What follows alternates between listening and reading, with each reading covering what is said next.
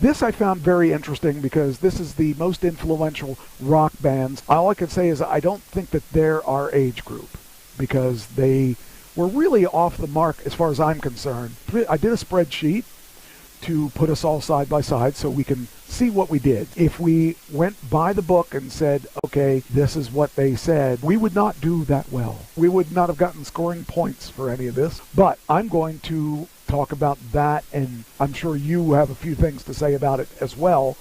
I'm going to tell you what we scored on, then I'll show you the list. I found it very interesting, their list, and very interesting our list, Christine's list, Ashley's list, so that we all have different generations involved. The list according to them: The Police, Metallica, Van Halen, Ramones, Radiohead, Rush, Nirvana, Queen, Led Zeppelin, and the Beatles. You scored on 2 of those.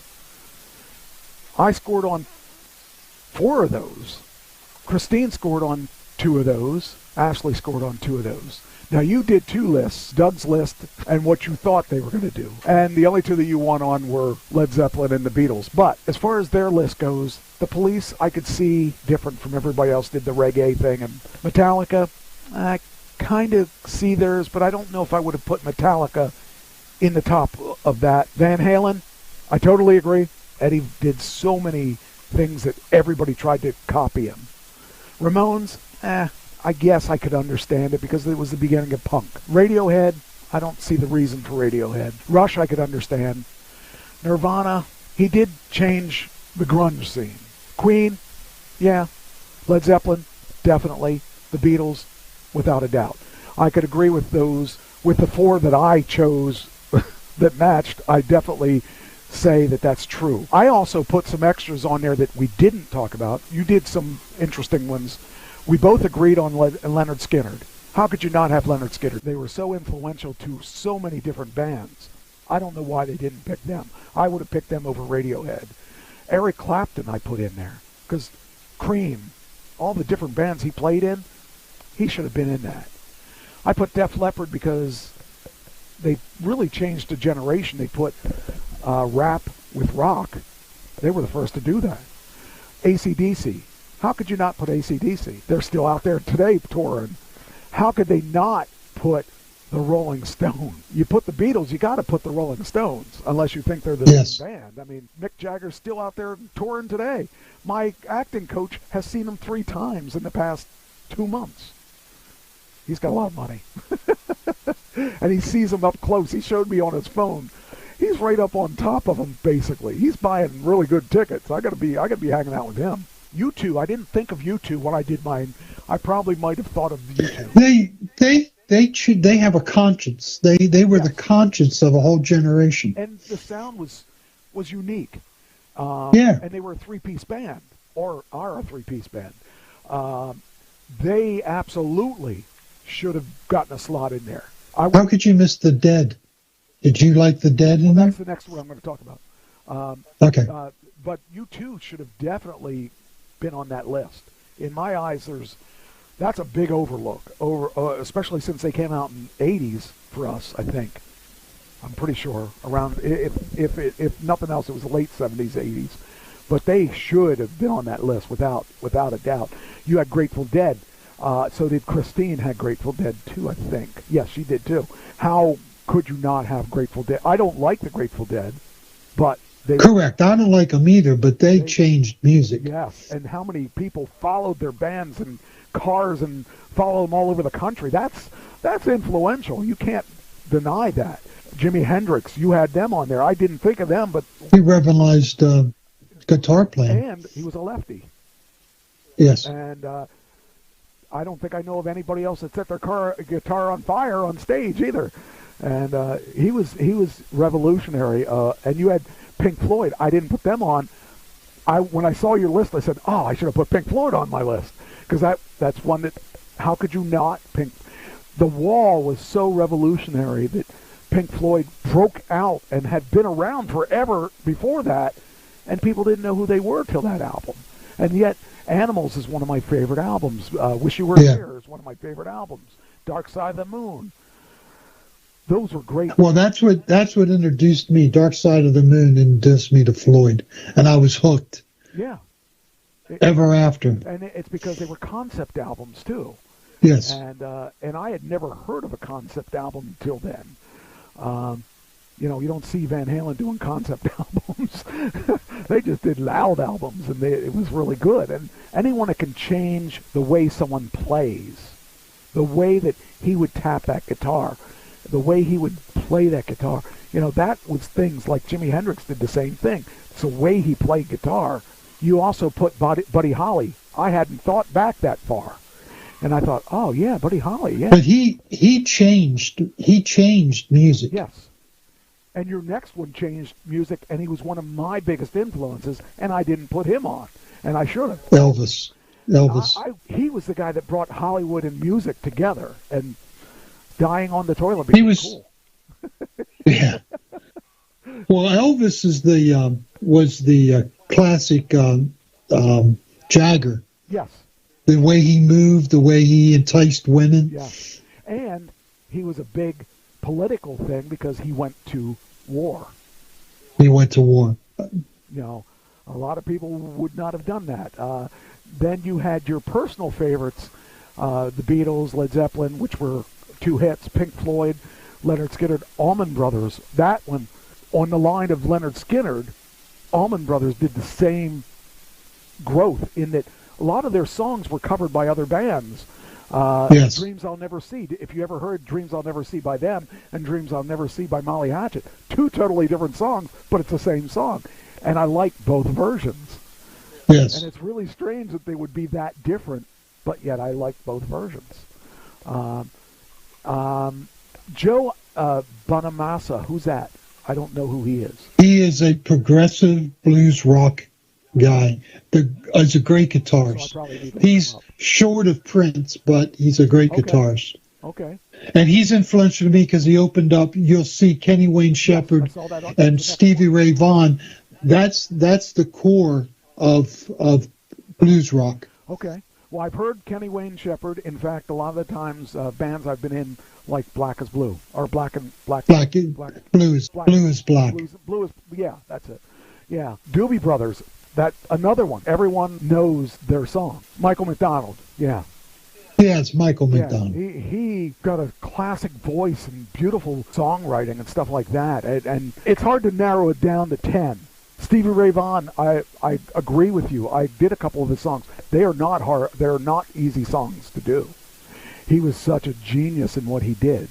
I definitely loved his sound. Boston, Schultz had his own pedal that he created, and he was an engineer and had this and nobody could duplicate his sound because he made that special pedal just for his songs. Bad Company is a great. I do a couple Bad Company songs in the new band. Some of the other ones that I put on my list, Michael Jackson. I didn't even think of that. Of course, Michael Jackson. He should be on that list. And actually, he changed. Bad Eddie Van Halen played on. He was. I didn't even think of Michael Jackson. Yeah. He needs to be on my list. Yeah, and Judas Priest. Even I didn't like him that much. I didn't enjoy his music that much. He was it. Showman. For how long? Everything. And he started at a young age, like 5 or 6. And his backstory of his father. Yes. So I thought about him, and I thought, well, he should be on that list. And actually, the other person I didn't put on my list that probably should be on that list would be Prince. Prince should be his guitar. Yeah, the guy, his guitar. Actually, America's Got Talent. They have to clear things for their show. If you want to play somebody's song, it has to be cleared through them. They cleared Purple Rain for this gospel group to come in. The family wouldn't approve them doing that, and then they told them, "Look, this is for a black gospel group." That's a word. And they did approve it then, and it was awesome. They did this really great Purple Rain. It was just really, really good. I was really glad they approved it. I had Deep Purple on my thing. Actually, I wanted Blackmore is actually what I want to put because he's Rainbow, Deep Purple, and all these bands that he did on the side. He is the reason that they were good. Fleetwood Mac I put on my list. There you go. That's another one. Yeah, because they even before Stevie Nicks and all that, was really good. See, I like the later version, but I really like the early version. I like both versions. I loved their Green Manalishi was so cool. Yes. I loved the way they did that. Then, how about this one? David Bowie. I had him on and took him off. Did you? Okay. I was like, wow, I need about twice as many as they're letting us have because I couldn't narrow it down. I had a hard time. So I'm in Wildwood. I'm in my 20s, and I'm in Wildwood, and we go to this club. My two buddies and me, and Ziggy Stardust was playing the club. Oh. And so I go over and ask this girl to dance. There was a table of girls. I went and asked the tall brunette, beautiful one to dance, and she agreed. We went down and danced. So Bowie gets off the stage and he starts dancing with people. He's dancing with girls. He comes over to me and doesn't dance with the girl. He dances with me. The girl went left and she never danced with me again. But I got to dance with David Bowie. So you may think what you want. I still count it as a big deal in my life. See me playing, and I came down and danced with you. Would you dance with me? No. Jeez, I'm really disappointed. Not really. Well, I know you. We've already danced, so I guess I'll dance again. There you go. I mean, the least you can do. Jeez, some people would. We won't go into that last dance, but.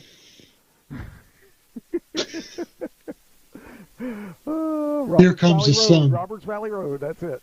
And here comes the sun. Yep. I had Alice Cooper on my list. He was very... Well, he's another one. He was powerful. And here's two more that really should be on some list. Billy Joel. Well, yes. And ZZ Top. So... I thought about ZZ too. Yeah. But I went with Buddy Holly instead of ZZ. Now, here's the list that Christine had. She said Elvis, Rolling Stones. She said Aerosmith. I didn't think of Aerosmith. Aerosmith, they were very... We're doing a bunch of Aerosmith in our band. I am really surprised I'm singing Aerosmith, and I'm doing really well with Aerosmith. That makes me happy because back in the day, I wasn't doing...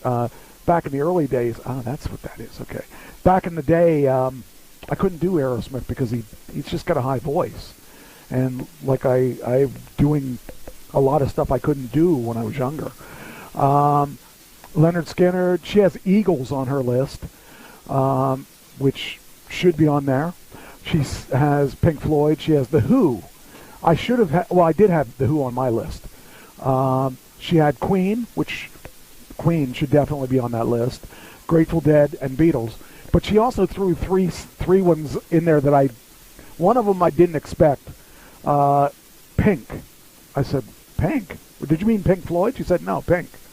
I said, the woman Pink. And she said, yeah. Okay, I don't really agree with that because I don't think that Pink contributed or influenced enough people to, because that's not even rock to me. I mean, but that's okay. I mean, some people would say that some of mine wouldn't necessarily fit either. What do you want? You're interrupting. If you're going to talk about rock and roll, that's okay. Fine, you win. Doggy treat break. Then she had Meatloaf, which would actually. Meatloaf, yeah. Meatloaf, because he was one of the first people to do a show built around a story. And, like Pink Floyd did that too, but he did it in a different, grittier way of doing it. And I actually saw him about 6 times, and he never sang well on stage. But I loved the way he did his shows, and I got his tickets for free, so, you go where you got the free tickets. And then she also put Guns N' Roses, which actually, I would say they are justified more than Radiohead, but I don't know that they would necessarily be. Anyway, here's Ashley's. Now, Ashley has about 30 years difference between us, so they're going to be a little different, but not as much as I thought it would be. She said AC/DC. Okay. She said Green Day. Okay. Then she said Yellow Card. I don't know who they are. She said Bowling for Soup. I don't know who they are. Don't know who they are. She said Fleetwood Mac, which we talked about earlier. Guns N' Roses, which we just talked about. She said Queen, and she said Beatles. So she had 2 hits. She said Rolling Stones, which we talked about. But Ed Sheeran, maybe. But I don't give him as high up as some of the ones that are on our list that we previously talked about. So I really saw a good wide variety between, because her being that much younger than us, I figured she would say some younger things. But like I said, I don't know who Yellow Card or Bowling for Soup is, but I have to imagine they're newer bands. So, because the rest of the bands I knew who they were. But yeah, we've had a nice. This was a cool thing because it was a lot different, and I totally don't agree with their choosing of their bands. But I guess the Radiohead is really the biggest one I would have as the objections, because I could understand Ramones, I could understand Rush, because actually I watched a Rush clip on YouTube last night, and they actually reproduce their music really well on stage. I was surprised because they're only a 3-piece band, so for them to be able to manipulate that music the way that they do, I think that it was well done. So, I thought that this was a good test of what you would choose or what I would choose and what they would choose. So it came out, we all agreed that Queen and the Beatles belong there. And I guess the other one was Led Zeppelin. You and I believed that. But interesting enough, though, that the four that we matched were Van Halen, Queen, Led Zeppelin, and the Beatles were the ones that we split amongst us. The ones that were most influential. I think it has to do with age. I grew up listening to Elvis Presley and Buddy Holly. So did I. My mom played it all the time, and that's one of the reasons I wanted to be in music, because I saw this monster of a guy that came out and just knocked their socks off, and wow, I thought I want to be that guy. I want to be able to make women and just love me for my voice. And it is okay. I didn't do it like he does it, but it's fun. It was definitely a different way of life, so to speak. If I had to do it over again, I would have done it a little differently, I think. But it's a different time too, because back then it wasn't done. So what he did paved the way for a lot of us, and because he was so unique. Well, that's what I tried to judge my list on. Who paved the way? Yes. And Led Zeppelin. Not the follow-up bands. Right. Who paved the way? That's the thing I think that Ashley doesn't seem to understand, is that the Green Day that we had might have been more of a, probably more like Ramones would be a Green Day from that era. Bowling for Soup, I don't even know what they are, so I have to look at that one. I'm going to have to look them up. Yeah, and to me, we already talked about this, but how could you leave off Hendrix? I mean, yeah, and it's really, he started a whole trend of great guitarists, and the loudness of his music was louder than a lot of bands, probably most bands at that time. I can't think of another band that was that radical. And he was black. Well, will always be. And for a black rock and roller that did that loud of music, that type of, and a 3-piece, to do that in that day and age, I can't name another guy that was maybe Thin Lizzy, maybe. Yeah. Maybe. But not as radical as he was. Well, I was too young for Woodstock. I was only 14. But um, his rendition of the national anthem Yes. became an anthem for a whole generation. Yes. Yeah. And he hated a lot of other people. He hated, like he opened for the Monkees on tour. Opened for the Monkees. Monkeys. I can't imagine those two bands together. No. But yet he opened for them. It was like the music back then was still finding itself. And I don't think there's much that hasn't been done. But they really defined that stuff. That's why I think that Deep Purple is another one like that it created a sound that wasn't there, and just a fuller sound. It had the keyboards, and it had that heavy driving sound and stuff. These bands, it was a good exercise. I thought it was a fun exercise to do because I really was curious not really what you would say as much, because I think we're aligned pretty much on most of them, but I was curious what Christine would say, what Ashley would say, because they're really outside what we were doing.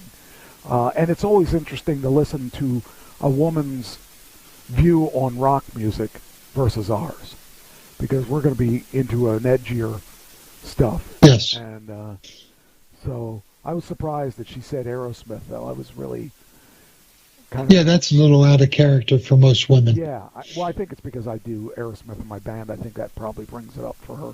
But I thought of Aerosmith because of a lot of the things because they do very...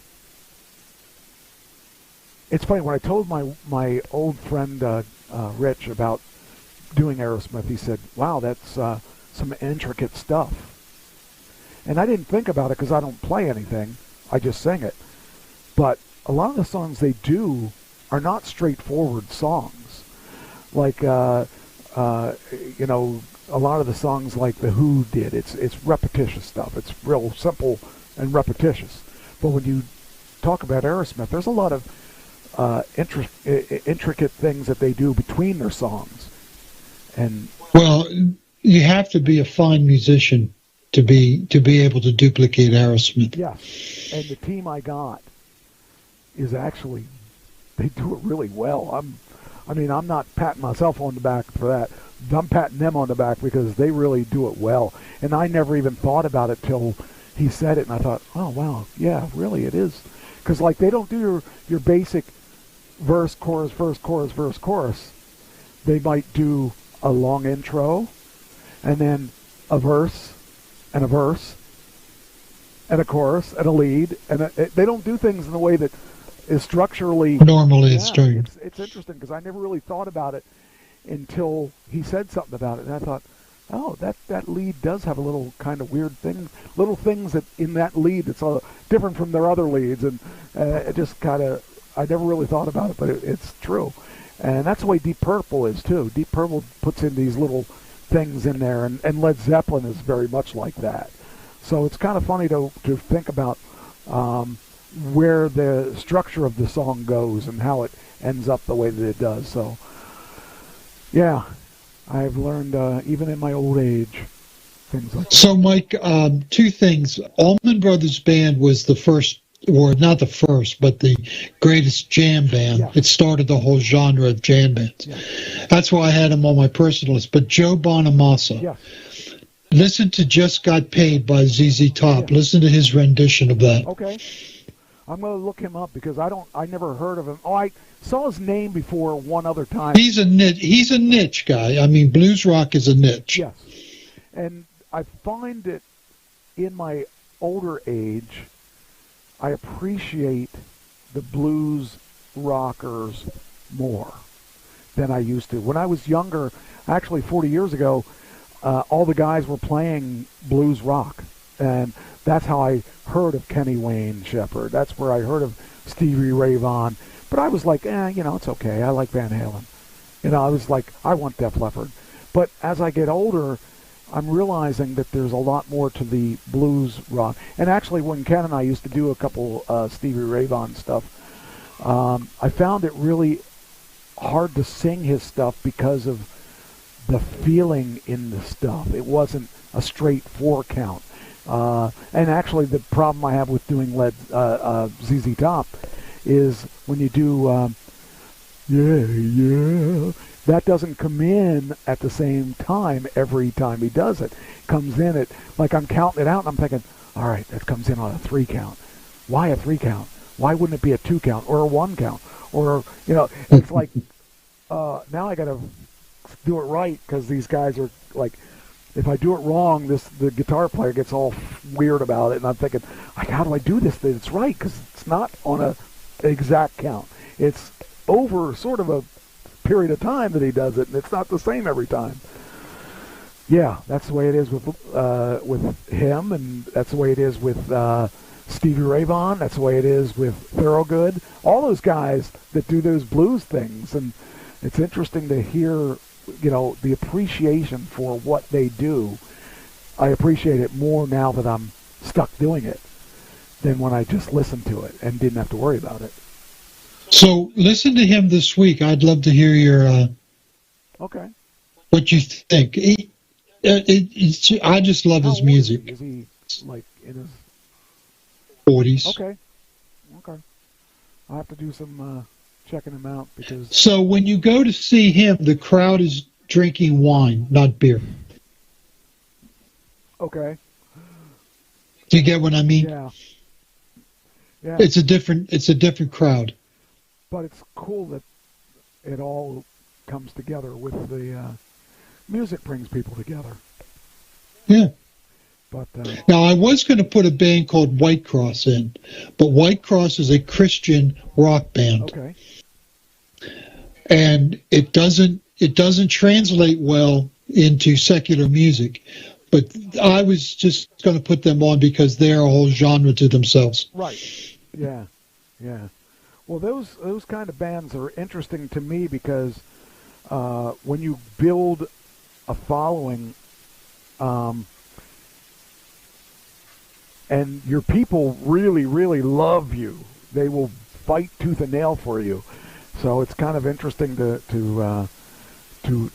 see bands or persons like that people are drawn to.